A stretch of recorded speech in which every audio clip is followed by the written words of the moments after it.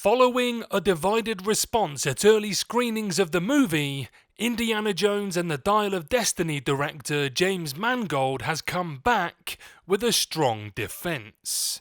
But before Indy decides to lasso me and throw me into the Temple of Doom, I'd like to say hello guys and gals, I'm Nick, and welcome to 30's Feedback. Let me first say that I've not seen the movie, but there have been a lot of mixed reviews about this installment into the franchise. Some are calling it wild, wacky fun, while others are saying that the movie struggles to hit the nostalgia factor that has been prevalent in a lot of Hollywood movies in recent years. Empire Online said, "This is a series that has always been gestured towards fantasy.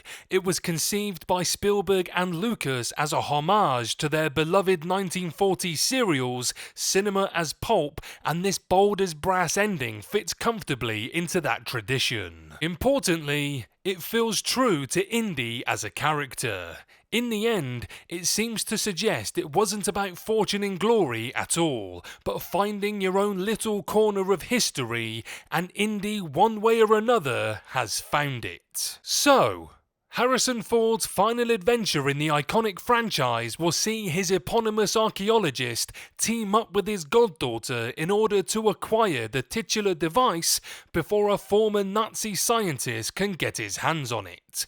Alongside Ford, the ensemble cast for Indiana Jones and the Dial of Destiny includes Phoebe Waller-Bridge, Mads Mikkelsen, Boyd Holbrook and Toby Jones, among others. In honor of the movie's upcoming release, Variety caught up with James Mangold to discuss Indiana Jones and the Dial of Destiny. When asked about the mixed reviews to the Ford franchise finale in its early screenings, the director took a decidedly strong stance to defend his effort, feeling some critics went into it with negative expectations or with an agenda from their publications.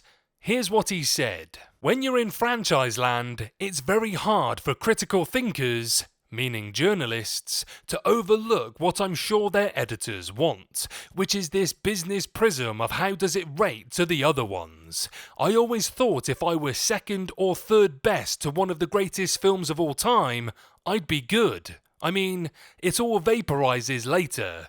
Either the movie will live or it won't." The announcement that Indiana Jones and the Dial of Destiny would make its world premiere at the Cannes Film Festival seemingly indicated Disney's confidence in the sequel, even if it was screening out of competition rather than pitted against more award season driven projects. Critics initially proved to be underwhelmed by the Ford finale, finding the pacing to be underwhelming and lacking the same spark of its Steven Spielberg helmed predecessors. Though Indiana Jones and the Dial of Destiny's Rotten Tomatoes score has creeped up to a fresh rating ahead of its wide release, Mangold's concerns of how early reviews affect a movie's chances is one that has plagued a variety of projects. While an independent project can debut to negative reception and go unnoticed by the public, when something as expensive and high profile as an Indiana Jones movie is met with a mixed response out the gate,